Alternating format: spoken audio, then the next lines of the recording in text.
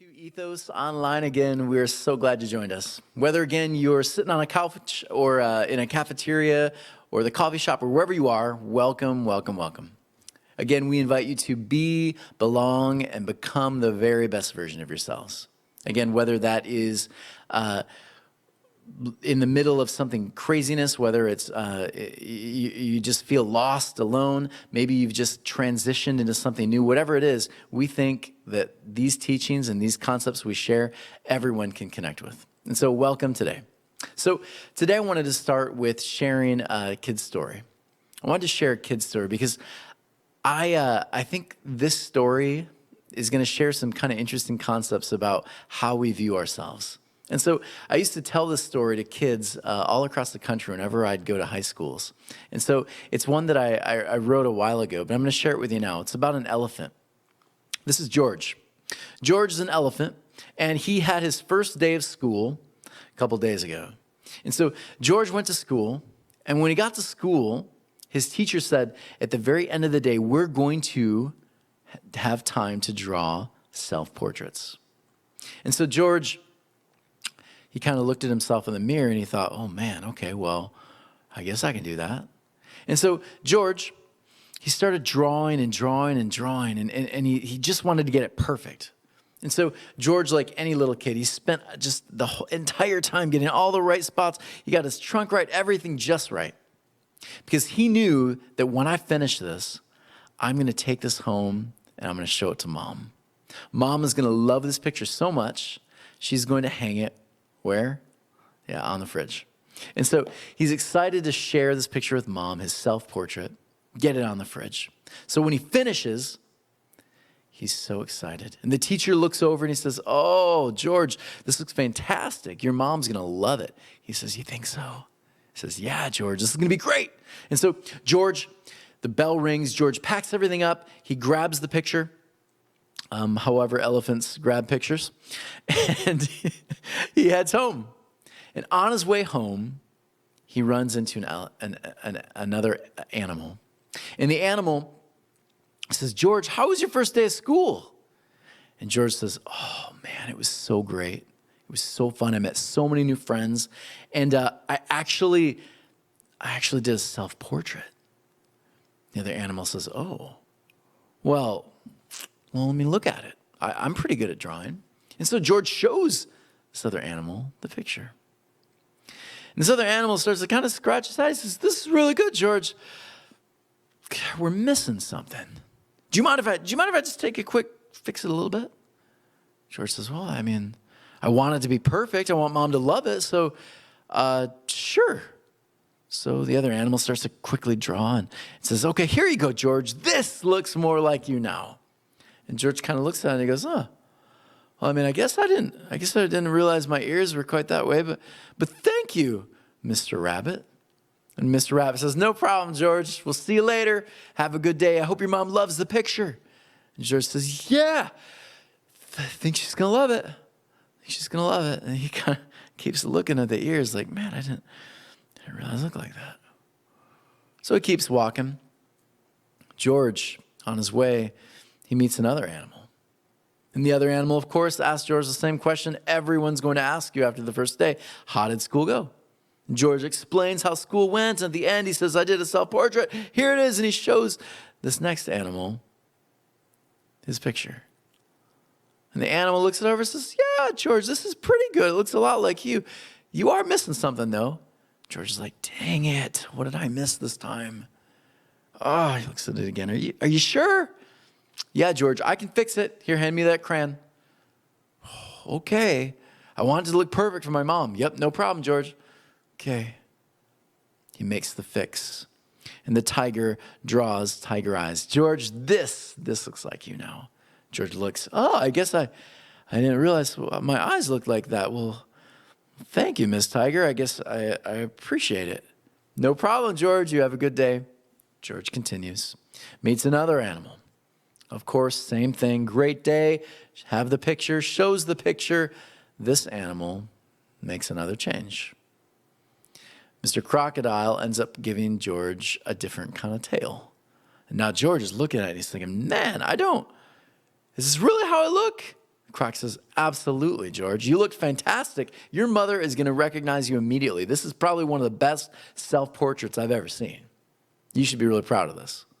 George is like, okay, thank you. He keeps walking, keeps going.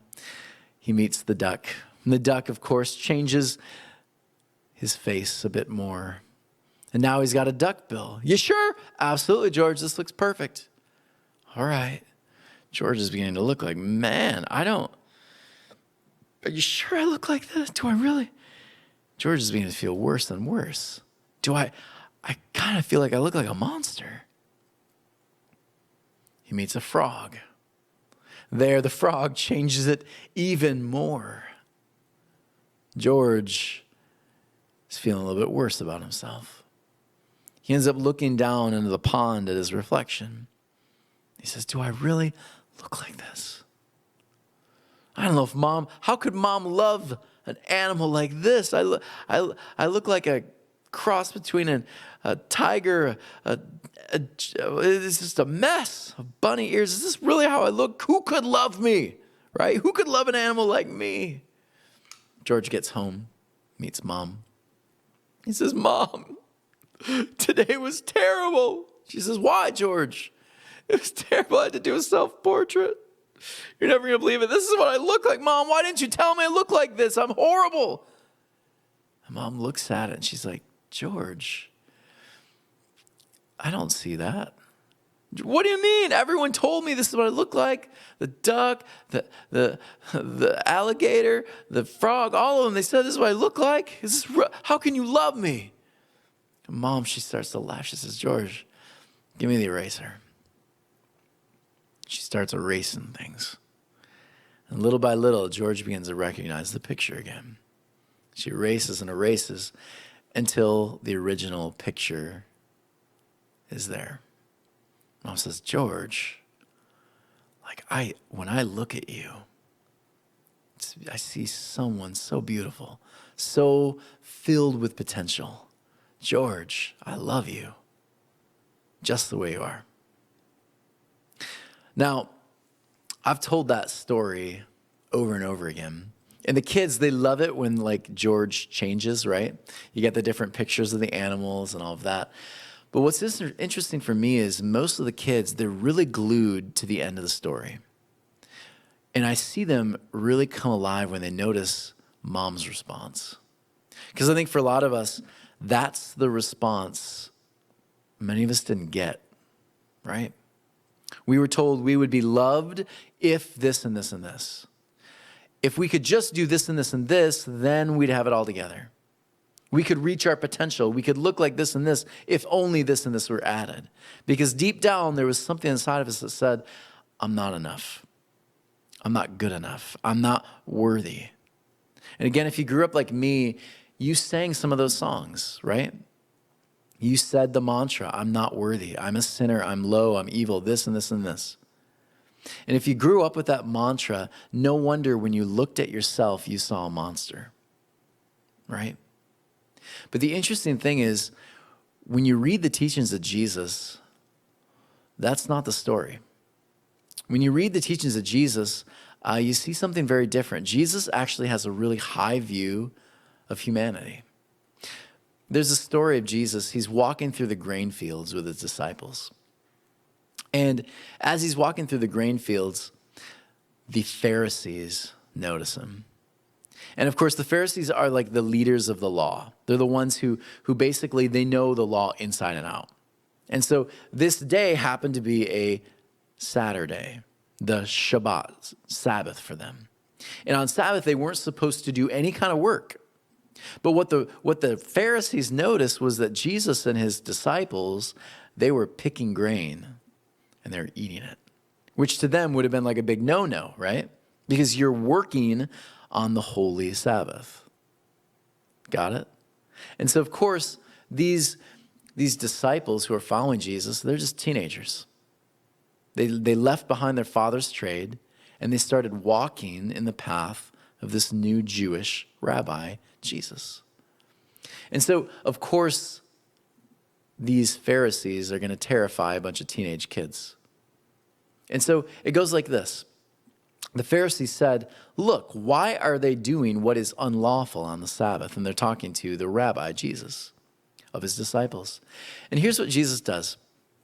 I love it because, again, disciples are freaking out. John's probably like, oh, crap, James, like, we're in trouble. Mom is going to kill us, right? When she finds out that the Pharisees got us on this one, like, we are toast. The rumors are going to spread. We don't keep the Sabbath. We're screwed, right, James? We're screwed. The brothers are freaking out. And Jesus, I love it, always calm. He just kind of smiles. I can just picture it, Jesus. He says, haven't you ever read the scriptures? So first off, keep this in mind. The rabbis have read the scriptures, right? They know it inside and out. And so again, it's like me going to some professional, it's like going to Leo, right? Our sound and tech guy saying, hey, Leo, do you know anything about like a hard drive? Leo's going to laugh and be like, hard drive? Like I was messing around with hard drives when I was like 3 years old. He understands hard drives, right? Have you ever read the scriptures? That's what he says to the Pharisees. Of course they've read the scriptures. And then he says, have you ever read the scriptures what David did? David, again, the stories. David is one of the most crucial central figures of Jewish literature. David, King David, always told around the campfires. Did you ever hear about what King David did and his companions when they were hungry? He says, they went into the house of God during the days with this high priest and broke the law by eating the sacred loaves of bread that only the priests were allowed to eat. He also gave some to his companions. So watch this now. Jesus connects himself to David. Now, what's cool about this is if Jesus is connected to David, then his disciples are like David's companions. Who are David's companions? Apparently, we got a picture of him, right? David's mighty men. People during this time era, they would sit around campfires and they would they would spin yarn about David's mighty men, the mighty men of valor. And these guys had names. Like, if you're going to be one of David's mighty men, his companions, you're going to have a name. It's not Bob from accounting. It's a serious name. And so here are some of the interesting antics and things and stories, narratives about some of these mighty men. These are the leaders of David's mighty warriors. Together with all Israel, they decided to make David their king, just as the Lord had promised concerning Israel. Here's recorded David's mightiest men. Here we go. Joshua Beam, right? The Hackmanite. What a great name. Joshua Beam, the Hackmanite, was the leader of the three. He had three who were like the most powerful. He was the leader of them. And he once used one spear, to kill 300 enemy warriors in a single battle. Power Rangers unite, right? Like, this is serious. This is a mighty, mighty man. Mighty. Here's another one. Next in rank, Eleazar, son of Dodai. That's another great name. Descendant of Ahoah. He was with David in the battle against the Philistines at Pasadimim, however you want to pronounce that. The battle took place in a field full of barley. Apparently that even makes it more epic. If you're going to fight, fight in barley. There you go. And the Israelite army fled. But Eleazar and David, while all of their people are running away and this big army is chasing them, David and Eleazar, they hold their ground in the middle of the field and they beat back the Philistines. Yeah, heavy, right? 2 men. That's all it took to beat an entire army. Everyone else is fleeing. It's pretty mighty. There was Benaiah, son of Jehoiada, a valiant warrior from Kabzeel, right? Benaiah.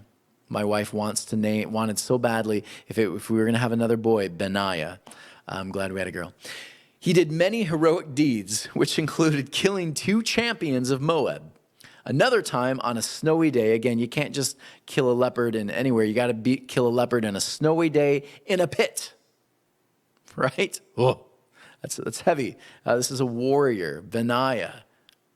Once armed only with a club, he killed an Egyptian warrior who was 7.5 feet tall, whose spear was as thick as a weaver's beam. It's pretty thick. Benaiah wrenched the spear, again, I love this, takes the spear from the hand of the Egyptian and kills him with it, adding insult to injury. These guys are like hardcore.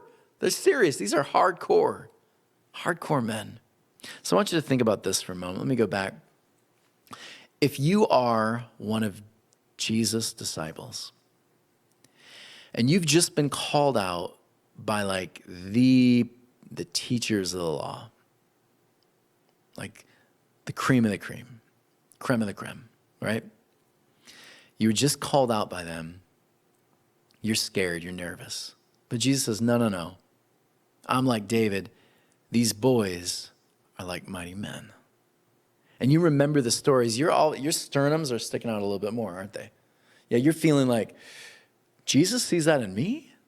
Like he sees a warrior in me? All of a sudden, you're not so afraid of the Pharisees anymore, are you? And I think that's the beauty of what Jesus does over and over again. Not Son of God, Son of Man. Because Jesus sees over and over and over again, there's something powerful about being part of this thing called humanity. There's something really powerful about the potential each of us have inside of each other. We're not evil, flawed sinners. We're valiant warriors. Think about this. At the ascension story, it's interesting. Jesus doesn't say, okay, guys, I'm leaving. Good luck, right? You're all just a bunch of messed up people. Good luck. Do your best, right? That's not what Jesus says. He says this. He says, I tell you the truth. Anyone who believes in me, again, follows my teachings, right, will do the same works I have done. Wow, that's pretty impressive. But notice that, and even greater works. Jesus has a terribly high view of humanity. According to Jesus, you are not evil, broken sinners who will always do the wrong thing. You're people with a bunch of potential. There's goodness inside of you. You are made from the same thing as stars, right? That's how the description of you is according to Jesus. Isaiah 40:26, it's interesting to remember, lift your eyes on high. See who's created these stars because of the greatness of his might and the strength of his power. Not one of them is missing. If the stars are counted, if they are as brilliant as they are, how much more are you? As intricate and as complex as we are, filled with wonder and mystery, beauty. There are certain organs in our body, we're still not even sure exactly what they do, right? There's certain functions that take place that we're kind of still in awe of. You are a beautiful, miraculous thing, person, being, right? Someone might say creation. Others might say evolution. Whatever it is, it's brilliant. It's amazing. Filled with potential, right? Not some evil dirtbag. I have this story about my friend Preston. He was this huge kid. And he was a junior, what was he? He was he was in high school. He was a freshman. And he was asked to join varsity freshman year. Preston, again, I'm a teacher, and Preston walks in, and he's like a head higher than me. This kid is huge. And so when I heard he plays football, I'm like, dude, Preston. Then I heard he's joining varsity his freshman year. I'm thinking, this kid is legit. So he invited me to go watch his football game. He invited me to go watch it. And I was so excited. I even invited one of the other teachers. We went there. We grabbed our Hebrew National, Answers to a Higher Calling. We grabbed our soda. We were ready for this thing. We were ready for this game. And we sit down, right, and we're so excited. And here comes Preston out onto the field. The kid is just shoulder above everybody else. Huge kid. These scouts from all over were watching Preston. And so my friend, first play, the other quarterback, Preston's on the line, playing defense, and he's right there at the front of the line. And the other quarterback, he gets the ball hiked to him, and you can tell he's a little bit nervous with Preston there. Preston is so big, he should be able to just boosh, bust through the line. And this is what we're thinking. We're thinking Preston is just going to demolish, boo, boo, boo, boo, just punch the kids down like little gophers. That's what he's going to do. And so we're watching, and we're so excited. Hike! And Preston does this. Barely does a thing. And we're kind of watching in disbelief because Preston's huge, way stronger than the majority of that line. Preston should be in there destroying that line, tackling the quarterback. But what we watched for the first 2 quarters of that game was Preston playing the Gopher game. The quarterback wasn't even worried about Preston anymore, having a heyday with Preston. So halftime, I noticed the coach do exactly what you see in the picture. He grabs Preston. And I don't know what he said, if he was like yelling mama jokes or whatever it was, but he lit into Preston. Preston's defense gets back out there, out on the field, and I'm thinking, man, is he going to do anything? Hike! All of a sudden, Preston comes alive. Preston punches through the line. Kids are flying. I'm so excited. Preston goes over there, smashes the quarterback. The quarterback is lying flat. Preston's on top of him, and I'm like, yes! Coke spilling all over, bits of hot dog all over. I'm so excited. Preston just demolished that line. Preston, the potential he had, he showed it. He got up, picked up the quarterback. The quarterback is just like toasted. Preston goes back to the line. And then I watched as Preston went right back to his old habit of playing Gopher. And I sat there watching, thinking, how often have I done the same thing? I was afraid to step out, afraid to do the big thing, afraid to try the new thing, afraid to live my full potential because I still carried around a destructive narrative that I don't have much, that because someone ate the wrong produce sometime back then, I'm an evil sinner and nothing I do will matter. How often have we carried around this, oh, a wretch like me mantra? I have to say, that mantra was not from Jesus. That was not a Jesus mantra. That's not what Jesus spoke about people. Jesus spoke about mankind as having brilliant potential.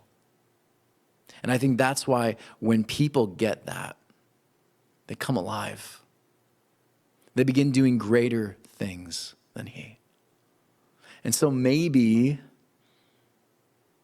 we start shifting the way we talk about ourselves. Maybe we shift the way we see ourselves. And maybe that might shift the way we see others as well. Because if I see other people with the same kind of potential I see in myself, I think the sky's the limit. I think the sky's the limit. I want to thank you all for joining us today. And as always, please consider giving to www.ethos-church.org/donate.